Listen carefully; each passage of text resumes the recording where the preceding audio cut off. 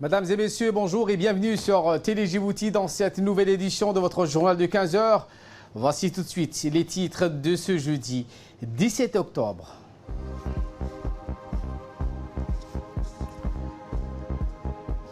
Le chef de l'État qui est en visite officielle à Conakry en Guinée a débuté donc la visite officielle avec un dîner de gala. Et sur Messi qui reçoit son 6e soulier d'or européen. Voilà pour les titres, merci si vous nous rejoignez sur Télé Djibouti.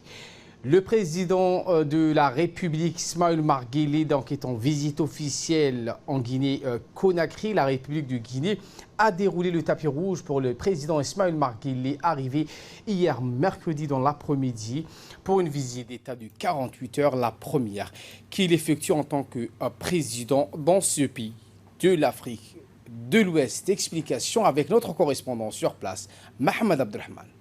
La République de Guinée a déroulé le tapis rouge pour le président de la République, M. Ismaël Omar Guelleh, arrivé ce mercredi dans l'après-midi à Conakry pour une visite d'État de 48 heures, la première qu'effectue un président djiboutien dans ce pays de l'Afrique de l'Ouest. Accueilli sur le tarmac de l'aéroport international de Conakry par le chef de l'État guinéen, M. Alpha Condé, le président Guelleh était à la tête d'une forte délégation comprenant le ministre des Affaires étrangères et de la coopération internationale, M. Mahmoud Ali Youssouf, le Premier ministre et le gouvernement guinéen au grand complet, le président de l'Assemblée nationale de la Guinée, les membres du Parlement guinéen, les officiers généraux et les membres du corps diplomatique et consulaire accrédités dans ce pays ont salué le président Guelleh à l'aéroport à son arrivée à Conakry. Tapis rouge, hymnes nationaux djiboutiens et guinéens, entonné par la fanfare à garde d'honneur, le chef de l'État, M. Ismaël Omar Guelleh, a été reçu avec les honneurs dus à son rang à Conakry pour cette visite d'État.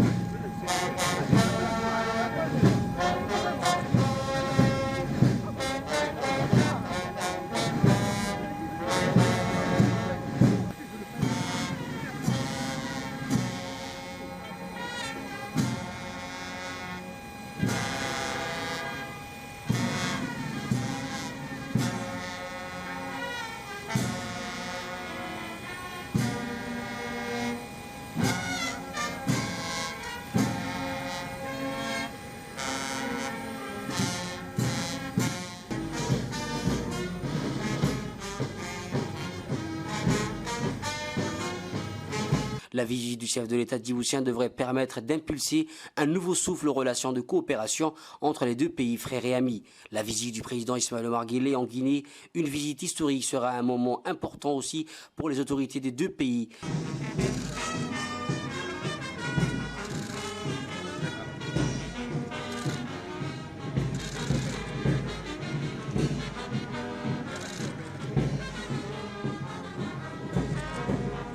Déterminé à renforcer la coopération bilatérale et de signer plusieurs accords de coopération. Il s'agit entre autres d'un accord cadre de coopération économique, commerciale, scientifique et technique, d'un accord qui ouvre la voie à des consultations diplomatiques régulières entre les ministères des Affaires étrangères des deux pays et d'un troisième accord relatif à l'exemption des visas pour les détenteurs des passeports de service et diplomatiques.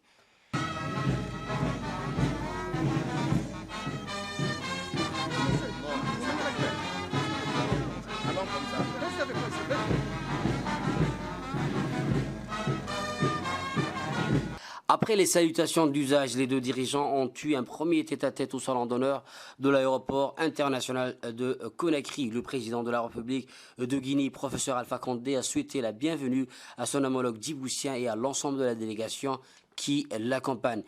Dans la soirée de ce mercredi, le président Guelleh et les membres de la délégation seront conviés à un banquet d'État qui sera offert par le chef de l'État guinéen, M. Alpha Condé.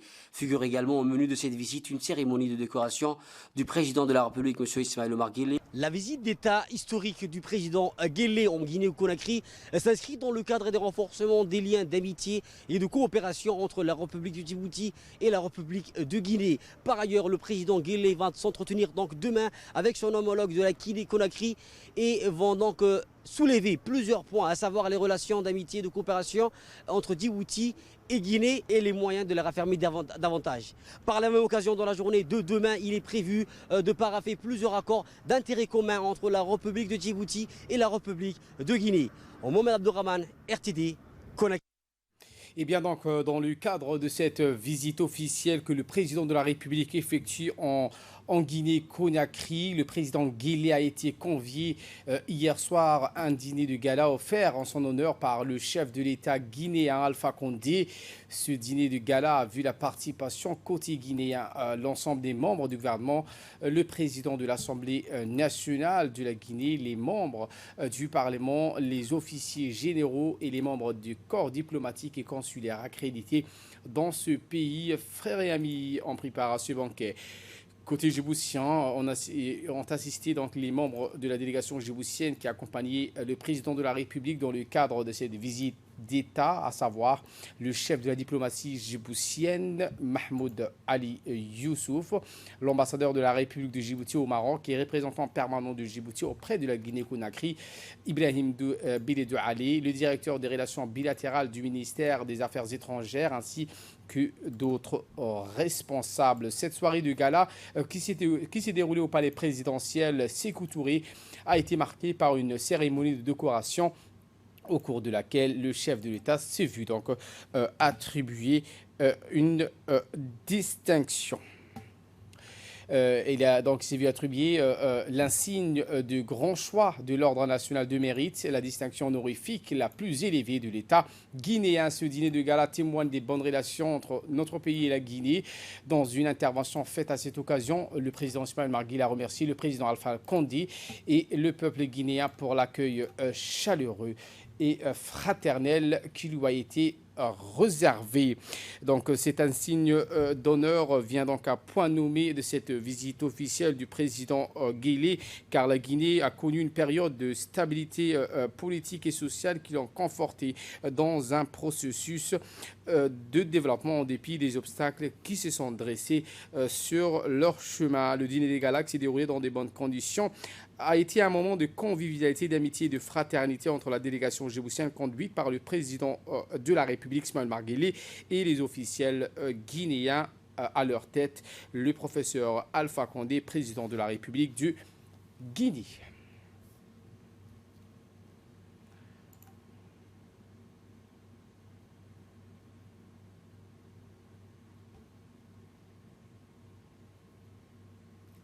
Eh bien, lors de cette cérémonie, le président guinéen a qualifié d'historique donc cette cérémonie de décoration de son homologue djiboutien. Aussi donc cette visite à Conakry, le président Alpha Condé a également évoqué les relations privilégiées nouées entre la Guinée et la République de Djibouti, soulignant à cet égard le rôle essentiel joué par Djibouti sur le continent africain, notamment dans la Corne de l'Afrique, pour assurer la stabilité, la sécurité et le développement durable. Voici les propos du président guinéen Alpha Condé. Mon cher frère, nous sommes très heureux de vous accueillir en Guinée. Vous venez de très loin, c'est plus de 7 heures de vol. Mais c'est que dans notre esprit, l'Afrique doit se rapprocher.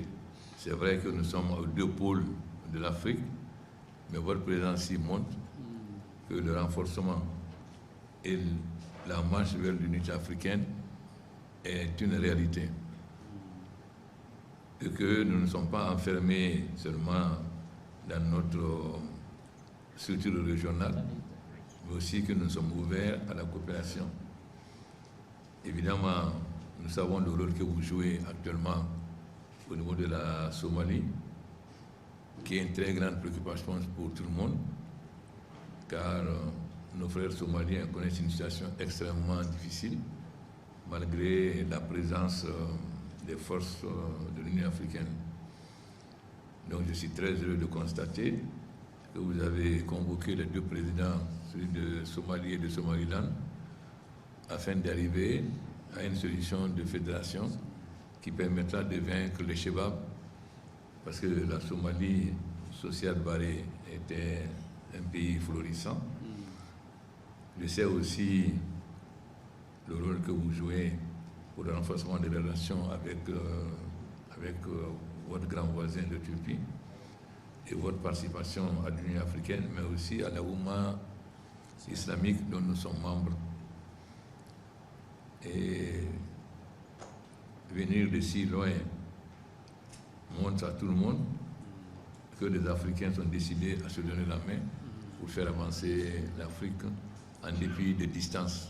Nous avons comme préoccupation le renforcement de nos relations. Vous êtes sur l'océan un grand port.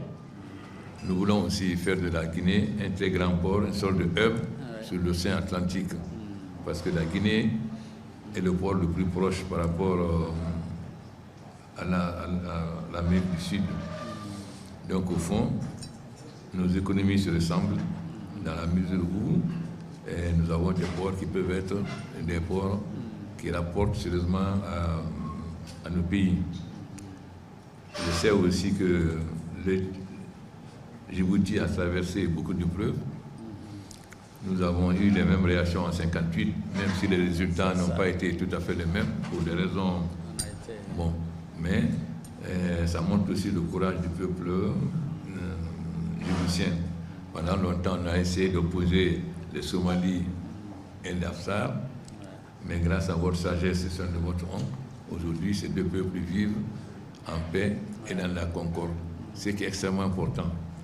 Ça veut dire que les pays africains doivent dépasser les contraintes ethniques, car tous nos pays sont peuplés par des ethnies différentes.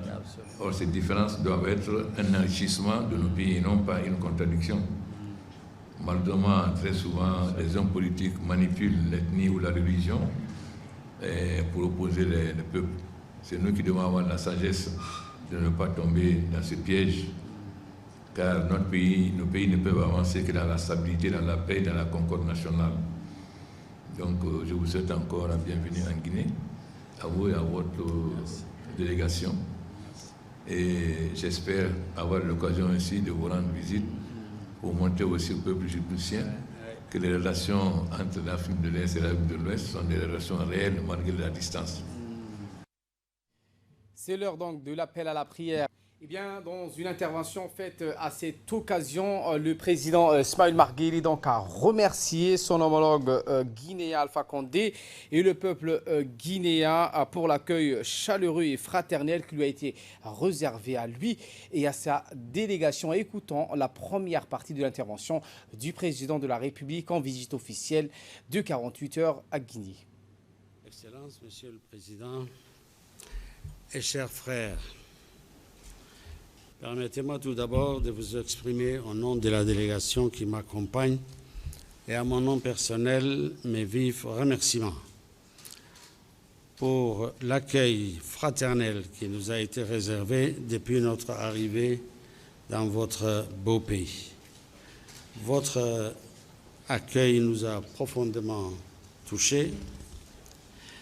Je voudrais encore vous remercier au nom de Djibouti, au nom du peuple djiboutien pour cette décoration, un geste qui va droit au cœur et qui scelle les relations fraternelles pour sa chaleur et sa spontanéité. Je voudrais vous exprimer ici à cet égard toute notre gratitude.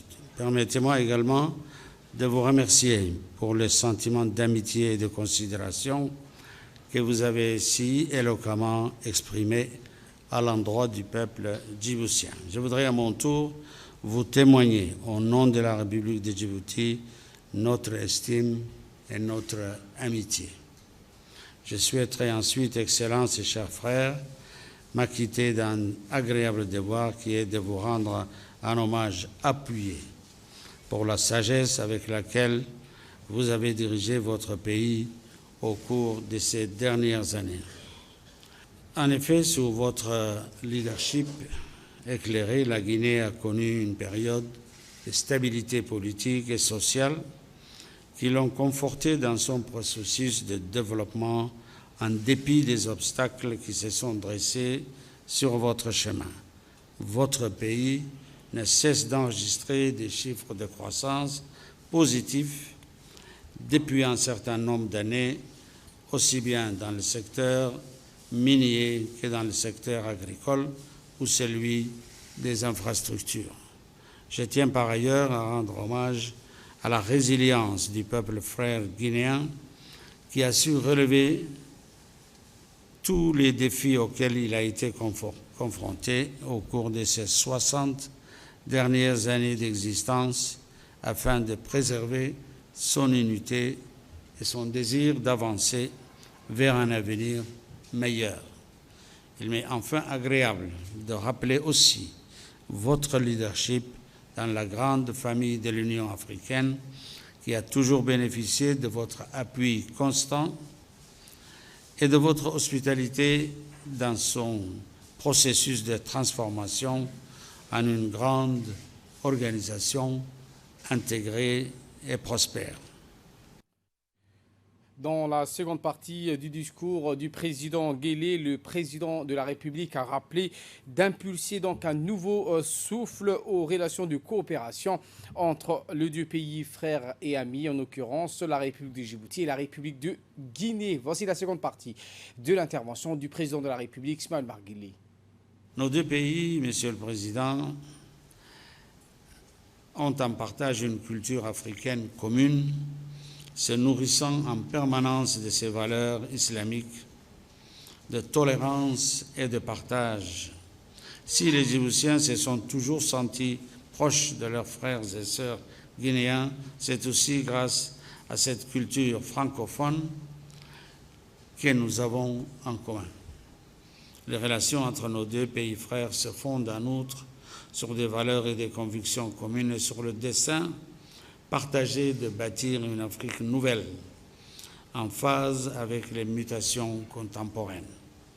Ces relations sont caractérisées par leur qualité et leur profondeur. Elles reposent sur un patrimoine commun et sont portées par un projet d'avenir destiné à répondre aux aspirations de nos peuples, car ces derniers partagent une même approche des problèmes de développement qui appelle à davantage de volontarisme, d'intelligence et de solidarité. Une même aspiration au progrès, un même attachement à la liberté et à l'indépendance, un même idéal de paix et de justice. De ce fait, je suis convaincu que la visite que j'effectue aujourd'hui contribuera à resserrer et à approfondir encore les liens d'amitié qui unissent nos deux peuples.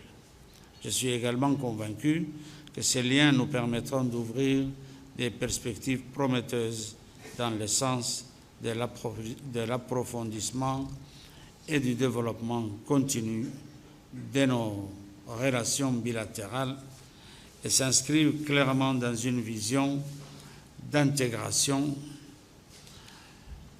régionale, interrégionale et continentale de l'Afrique.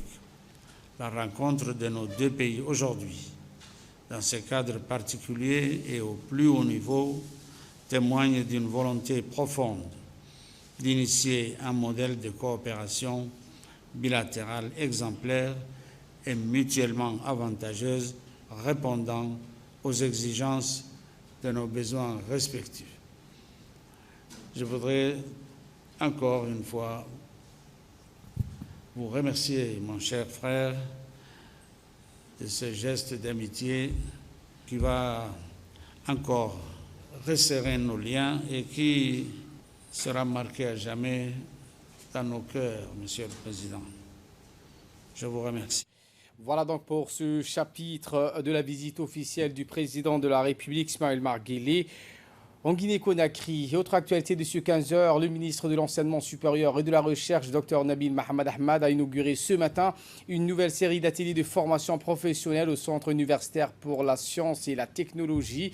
À son arrivée, le ministre a été accueilli par le directeur du centre, Maïsara Mohamed Ben Mohamed Saïf, le président de l'Université de Djibouti, Dr Jama Mohamed Hassan, ainsi que le conseiller du ministre, Fahmi Mohamed. L'inauguration de ces ateliers et laboratoires s'inscrit dans le cadre des efforts déployés par le Centre universitaire de sciences et de technologie pour dispenser une formation professionnelle aux diplômés du secondaire. Les nouveaux laboratoires qui ont été inaugurés ce matin comprennent des laboratoires de technologie industrielle, le laboratoire de circuits numériques, le laboratoire de contrôle industriel, le laboratoire de machines et moteurs, le laboratoire de mesure et le laboratoire de permis de conduire international. Il convient de noter que l'un des principaux objectifs du Centre universitaire de sciences et de technologies est de fournir des cours de formation dans diverses disciplines scientifiques aux étudiants titulaires d'un diplôme d'enseignement secondaire. Rappelons que le centre avait signé des accords avec l'université de Djibouti et l'université d'Aden au Yémen afin d'envoyer des diplômés du centre et suivre des études supérieures dans la ville de Aden au Yémen. Le ministre de l'Enseignement supérieur et de la Recherche, Dr Nabil Mohamed, a salué les efforts déployés par le Centre universitaire de la science et de la technologie pour accompagner les démarches du gouvernement dans les domaines de l'enseignement technique et de la réadaptation professionnelle. Écoutons. Cet institut a été inauguré par le président de la République et nous sommes vraiment impressionnés par la qualité des équipements, la qualité des enseignants, la qualité des étudiants. Et nous tenons vraiment à féliciter et à remercier Messa Lassef, ici présent, qui est le directeur de ce centre, pour tout le travail accompli au service des étudiants djiboutiens et de la nation djiboutienne pour faire que la formation universitaire de qualité dans le domaine technique soit à la hauteur des attentes de notre pays. Il est de nature à former les gens dans les b.a.-ba, je dirais, de l'électricité ou de la mécanique. Aujourd'hui, ce que j'ai vu, c'est que ce centre arrive à allier les nouvelles technologies aux anciennes technologies. Et ça, je pense que c'est un grand pas pour permettre à nos étudiants de rentrer dans l'ère du numérique. Et je tiens vraiment encore une fois à féliciter toutes les personnes qui ont contribué à ce travail. Et nous allons continuer au niveau de l'université à apporter un appui à cet institut pour qu'il y ait un échange entre les étudiants des UIT, mais également avec la faculté d'ingénieurs pour que ces étudiants puissent également avoir une ouverture d'esprit beaucoup plus large sur les priorités et les défis qui nous attendent. En bref et en image avec le ministre chargé de la décentralisation, Hamadou Mohamed Alamis, qui a reçu aujourd'hui à son cabinet en visite de première prise de contact le nouvel ambassadeur du royaume, frère de l'Arabie Saoudite, Abdelaziz Abdallah Al-Matar. À cette occasion, le ministre a présenté à son hôte les missions de son département, surtout son rôle de facilitateur et de catalyseur des interventions des ministères sectoriels dans les régions, mais également celui du suivi et de la coordination de leurs services déconcentrés, et ce, dans le but de rapprocher l'administration des administrés. Il l'a également sensibilisé sur la situation de nos concitoyens des zones rurales reculées et d'accès difficile. Il lui a rappelé les discussions qu'il avait eues avec le chargé d'affaires, Ishaq Ben Ibrahim Al-Oureni, le 29 mars dernier, et les souhaits reformulés lors de la 3e session du comité mixte djibouto-saoudienne du 28 et 29 avril par la partie djiboutienne concernant la coopération bilatérale dans le domaine de la décentralisation.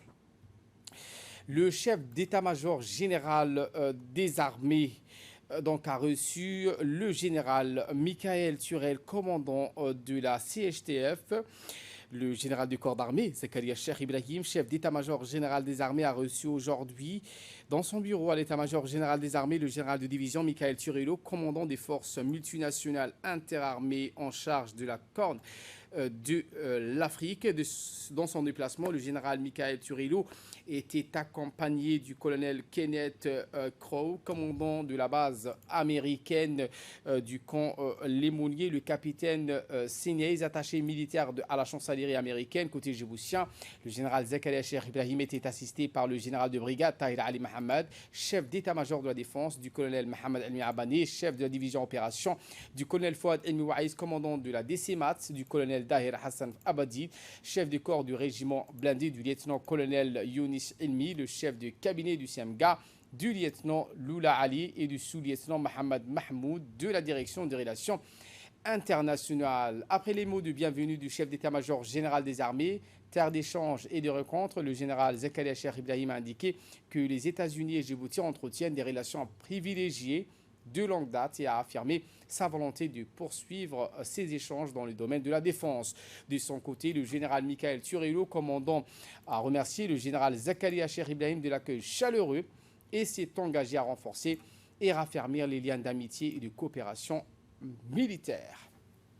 En bref, en image avec cette réception de l'ambassadeur de Djibouti en Éthiopie et représentant de l'Union européenne, de l'Union africaine, pardon, à Addis Abeba, Mohamed Idriss Farhabane, qui a été reçu par le chef de la diplomatie éthiopienne. Les deux hommes ont échangé une poignée de main avant de parler des sujets d'intérêt commun comme les processus de paix dans la Corne de l'Afrique.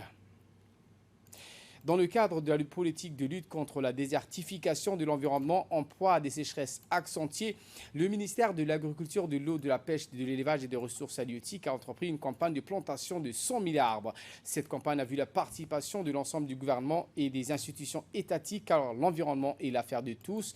Dans cette lancée, les forces armées djiboutiennes, avec à sa tête le général de corps d'armée Zakaria Cheikh Ibrahim, chef d'état-major général des armées, n'ont pas manqué à l'appel. Ainsi, c'est plus de 400 militaires, hommes et femmes confondus, qui ont participé à cette journée hautement symbolique.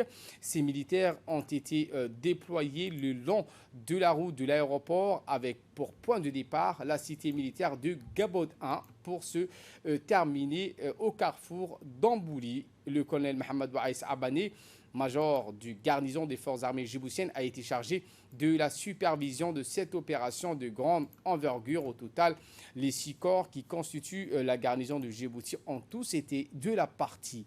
Parmi les participants, on dénombre le régiment du quartier général, le régiment d'artillerie, l'armée de l'air, le camp Cheikh Ousmane, la marine nationale et la direction centrale des matériels. Cette opération complexe mais vitale pour la planète a nécessité beaucoup de travaux et de temps, tout en mettant l'accent sur l'implication individuelle. Préserver l'environnement est un acte citoyen responsable et écologique ayant un impact conséquent sur le changement climatique.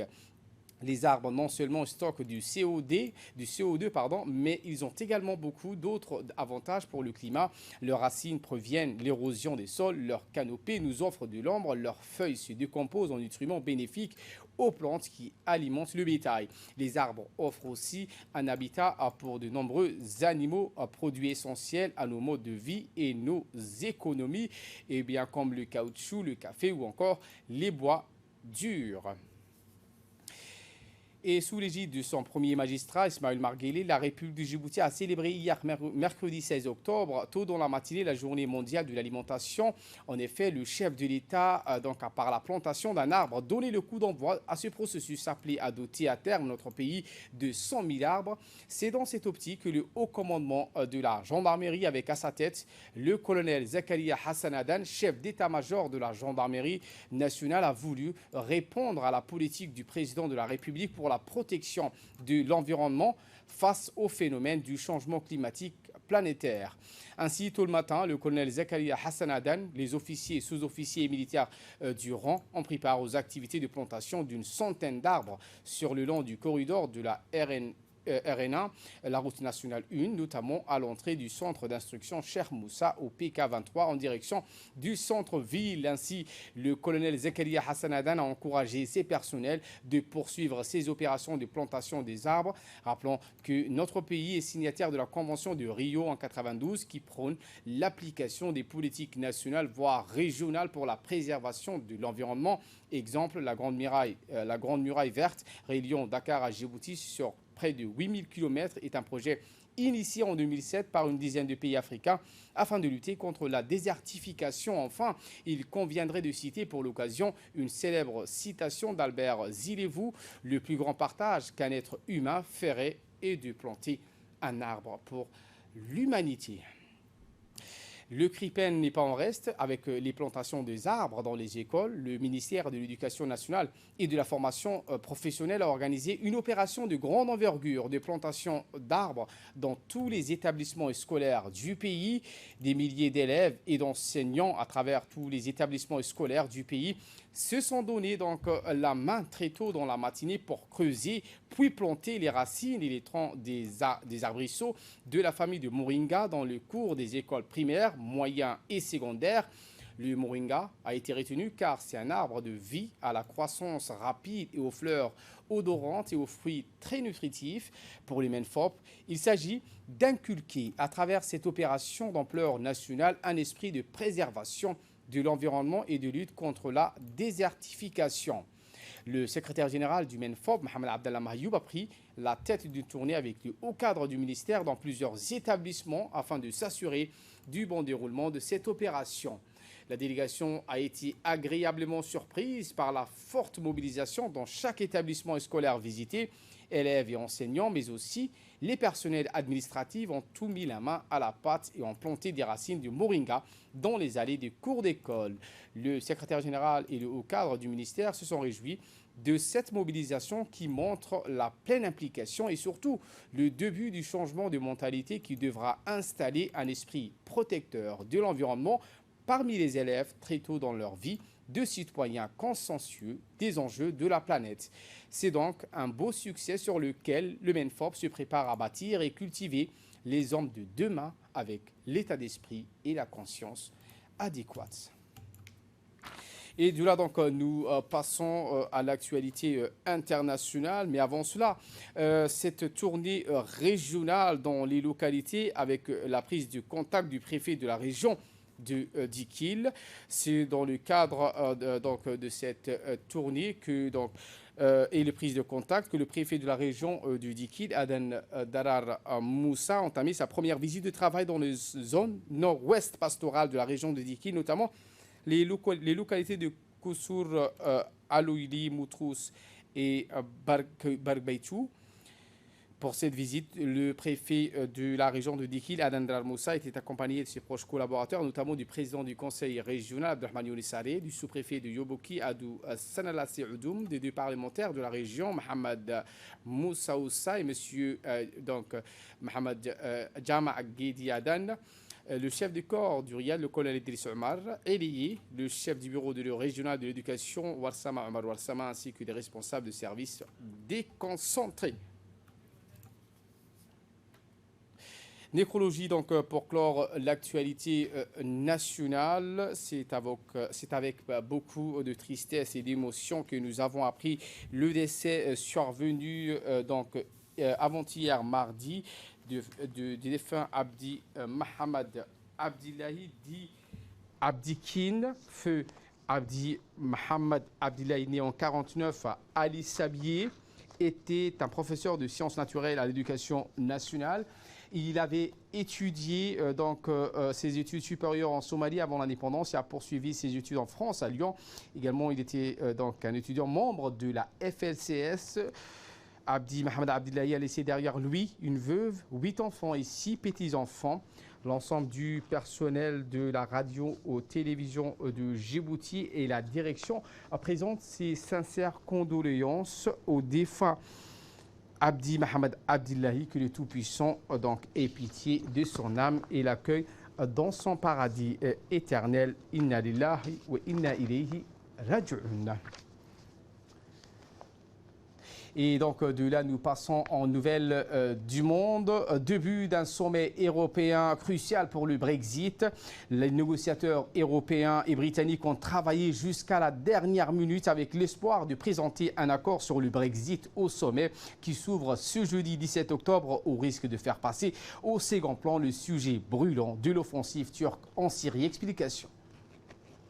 Début d'un sommet européen crucial pour le Brexit. À quelques heures du Conseil, Londres et Bruxelles tentaient toujours d'arracher un accord pour éviter un divorce brutal entre le Royaume-Uni et l'Union européenne à la fin du mois.